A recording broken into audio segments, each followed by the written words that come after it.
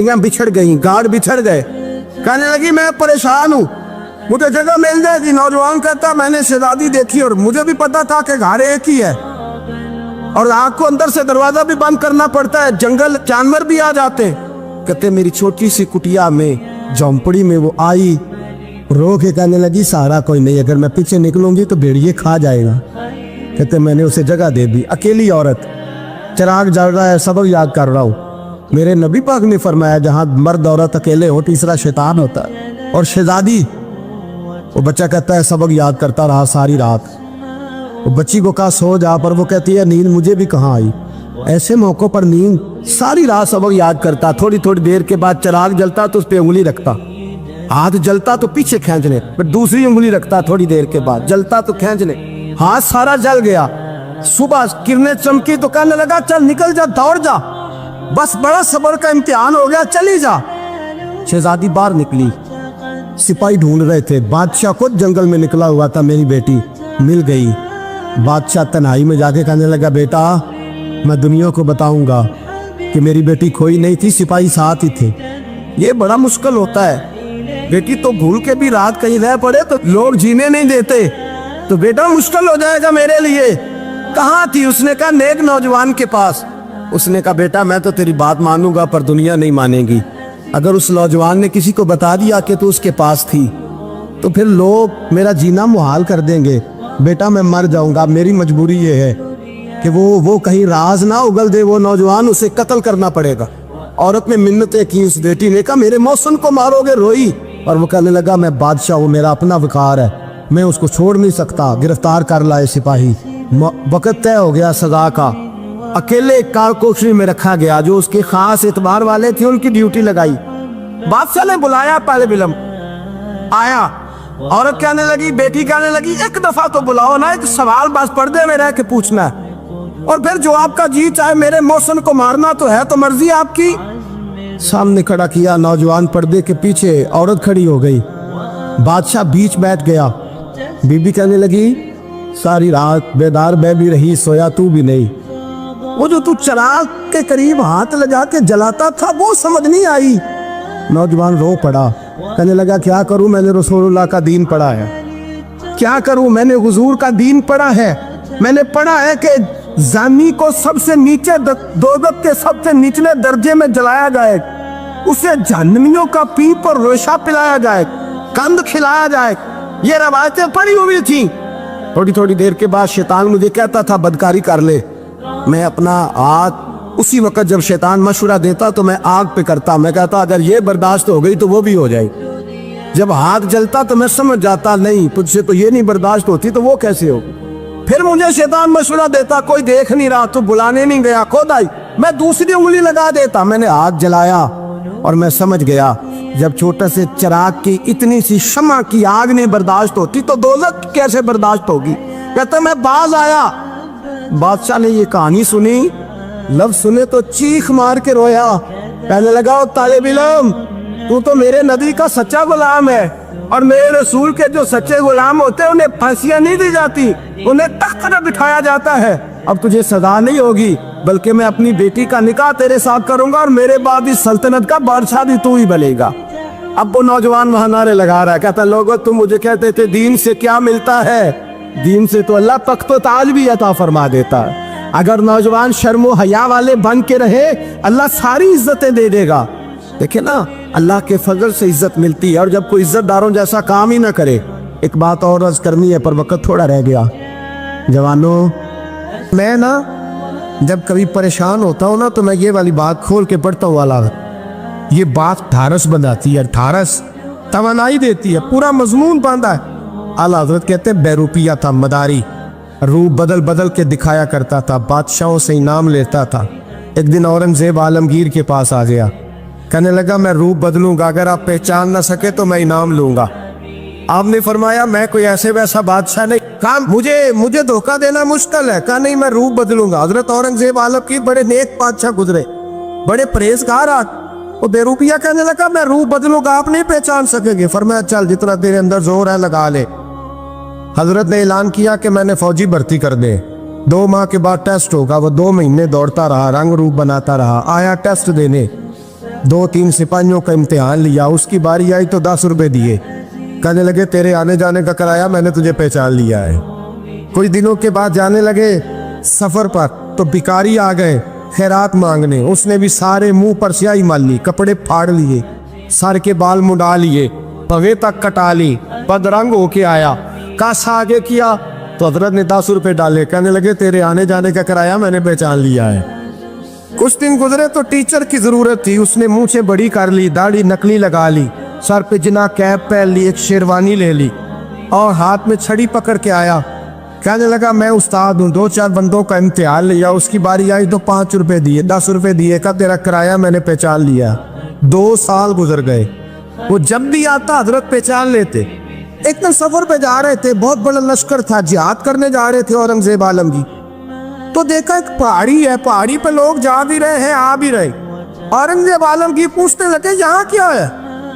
कहने लगे बाबा जी बैठे हैं दुआ करते हैं, अल्लाह के नेक बंदे हैं। औरंगजेब कहने लगे यार पुराने लोग सारे ही अल्लाह वालों को मानते, ये भी मुसीबत आई है जितनी नहीं आई है, सारे लोग ही मानते। कहने लगे जरा मैं दुआ ना करा लूं, बच्चे काम जा रहा हूँ। औरंगजेब बादशाह थे, बादशाह लोग नाजुक मिजाज होते हैं। घोड़े से उतरे, बड़ी मुश्किल से पहाड़ी पे चढ़े, ऊपर गए तो लाइन लगी है, बाबा जी कार में बैठे। कहने लगे मैंने मिलना, मैं औरंगजेब हूँ। उन्होंने कहा हमारा बाबा उस तरह का पीर नहीं कि अमीर आए तो रंग और हो, गरीब आए तो और हो, यहाँ अगर मिलना है तो लाइन में लग जाओ, सब एक जैसे। अब लाइन में खड़े हो गए, 50 आदमी आगे थे, कहते 51वां नंबर था। थक गया धूप में खड़ा खड़ा, जब मैं पहुंचा गार के दाने तो मैंने बाबा जी के चेहरे पे नजर डाली तो बड़ा नूरानी चेहरा, बड़ी खूबसूरत लबो लहजा।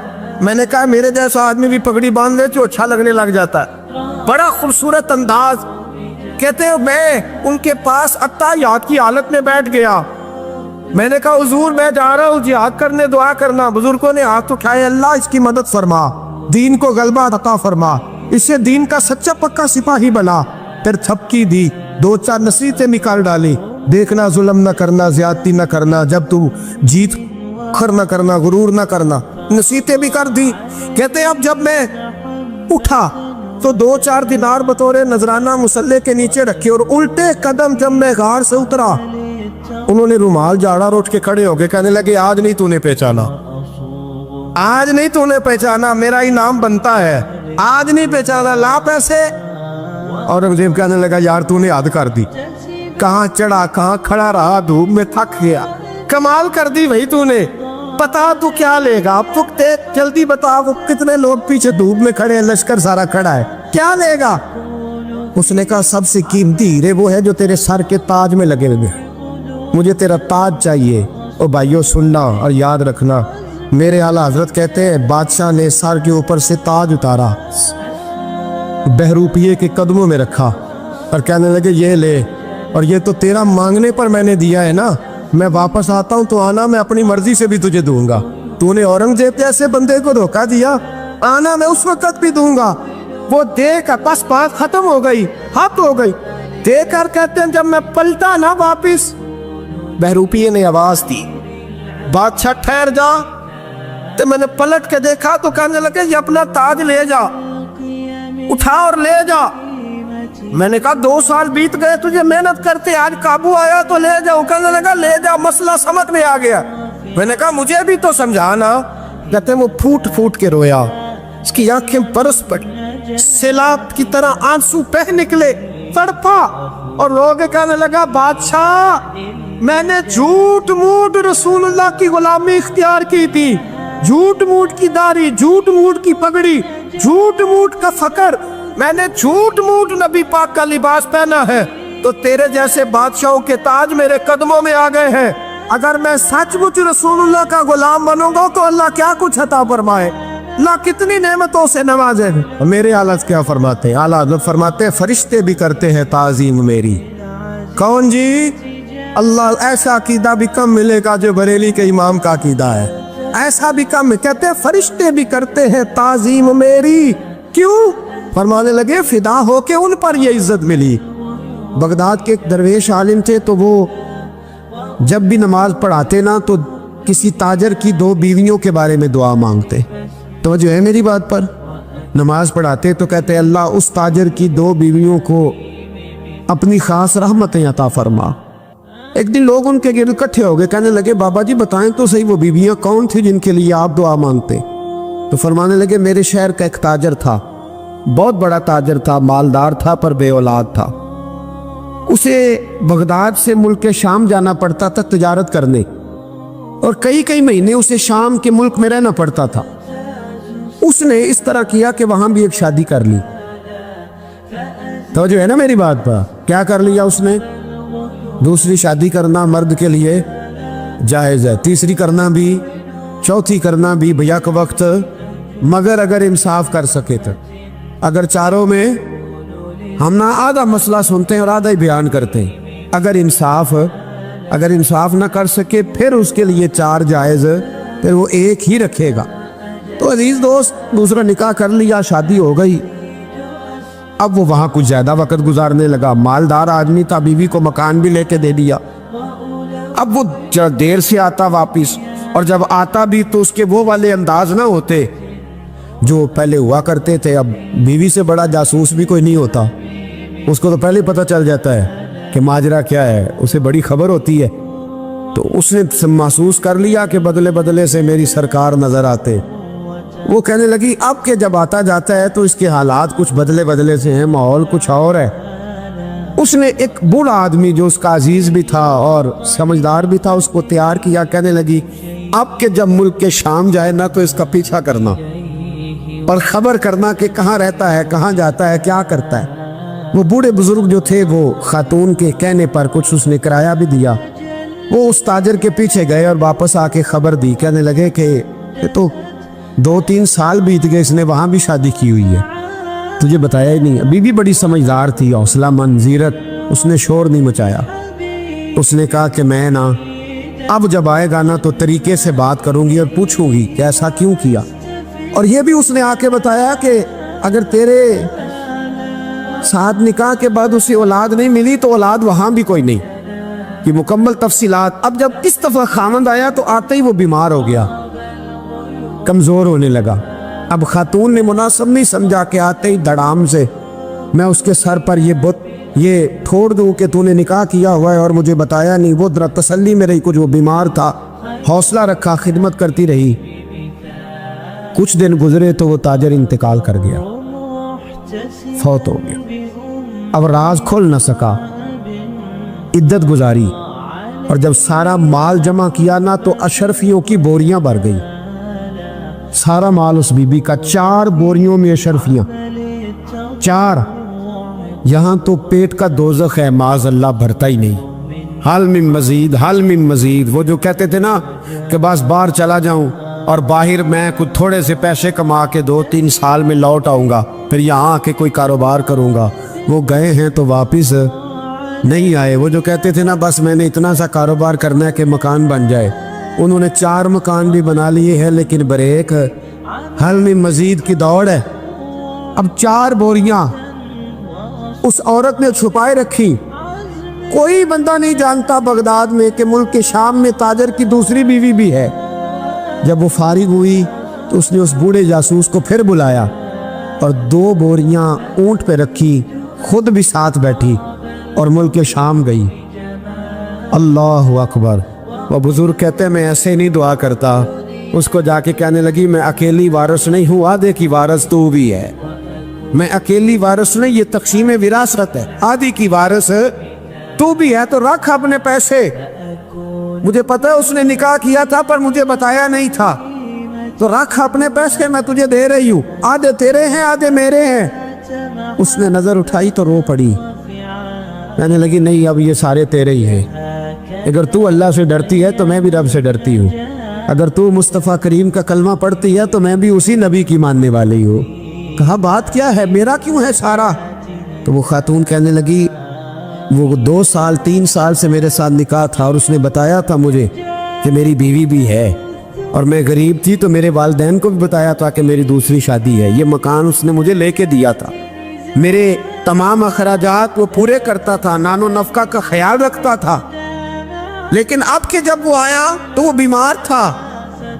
उसने मुझे बताया कि मुझे तबीब ने बताया है कि मैं शदीद बीमार हूँ, शायद बच ना सकूं, تو کہنے لگی وہ مجھے کئی لاکھ روپے بھی دے گیا اور جاتے دفعہ مجھے طلاق بھی دے گیا، فارغ کر گیا۔ کہنے لگا تو جہاں چاہے میرے بعد نکاح کر سکتی ہے، اور کہنے لگا میں چاہتا تھا پہلی بیوی کو بتا دوں، موقع نہیں بنا اور اس کا دل نہ ٹوٹے، بتا نہیں پایا، لہذا وہ مجھے ڈھیر سارے پیسے دے چکا ہے، سارا میرا حصہ مجھے پہلے سے دے چکا ہے میری بہن۔ اب یہ 4 بوریوں میں سے 2 میری نہیں بلکہ 4 کی 4 ہی تیری ہے، تو ہی اس کی حقدار ہے۔ تو بزرگ کہتے ہیں مجھے بتاؤ جن کے اندر اس قسم کے تقوی کی جھلک ہو ان کے لیے ہر نماز کے بعد دعا مانگنی چاہیے کہ نہیں مانگنی چاہیے؟ حضرت عمر کے زمانے میں نا ایک نوجوان تھا، نیک تھا، مسجد جایا کرتا تھا رات کو، تو مسجد جا رہا تھا تو رستے میں ایک عورت نے دعوت گناہ دی، ابن عساکر نے اس کو لکھا ہے۔ تو نوجوان تھا، خواہشات تھی، کچھ طبیعت مائل ہو گئی، ابھی ادھر جا ہی رہا تھا کہ کسی نے آیت پڑھ دی، والی من خاف مقام ربی جنتان، جو رب کے سامنے کھڑے ہونے سے ڈرے گا اللہ 2 جنتیں دے گا۔ واقعی ڈر گیا، وہ واقعی ڈر گیا، اتنا ڈرا کہ بے ہوش ہو کے گر پڑا۔ بیماری سے لوگ بے ہوش ہوتے ہیں، پیسے ڈوب گئے بے ہوش ہوتے ہیں، بچے کے غم میں بے ہوش ہوتے ہیں۔ سچ بتاؤ کبھی خوف خدا سے بھی بے ہوش ہوتا کوئی دیکھا ہے؟ ہمارے ہاں تو روز مرہ ہی نہیں ہے بھائی، اور بڑی باتیں ہیں بے ہوش ہونے کی، ڈرنے کی، غش کھانے کی۔ بے ہوش ہو کے گر پڑا، بوڑھے باپ کو کسی نے بتایا بچہ بے ہوش پڑا ہے، اٹھا کے گھر لائے، گھر لا کے کہا بیٹا کیا ہوا؟ نوجوان ہے، چڑھتی جوانی ہے پر پاکیزہ بڑی ہے۔ کہنے لگا ابا جی گناہ کی طرف چلا گیا تھا پر میں نے آیت سن لی جو اللہ کے سامنے کھڑے ہونے سے ڈرے گا رب 2 جنتیں دے گا، میں ڈر گیا تھا، رب واقعی 2 جنتیں دے گا۔ باپ رو پڑے، ابا جی کی آنکھوں میں آنسو آئے اور کہا پتر اللہ بڑا مہربان ہے، اس کے وعدے سچے ہیں، واقعی 2 جنتیں دے گا۔ اس نے پھر ایک چیخ ماری اور اس طرح کی ماری کہ اس کی روح ہی پرواز کر گئی، روح ہی پرواز کر۔ کشتگان خنجر تسلیم را، عشق کی خنجر سے قتل ہو گئے لوگ۔ صبح حضرت عمر کو پتہ چلا کہ انہوں نے تو رات جنازہ بھی پڑھ دیا، تدفین بھی کر دی۔ جناب عمر فرمانے لگے اتنا نیک نوجوان خوف خدا سے دنیا سے چلا گیا، مجھے کیوں نہیں بلایا میں جنازہ پڑھتا؟ فاروق اعظم فرما رہے ہیں میرا شوق تھا میں اس کا جنازہ پڑھتا۔ کہ حضور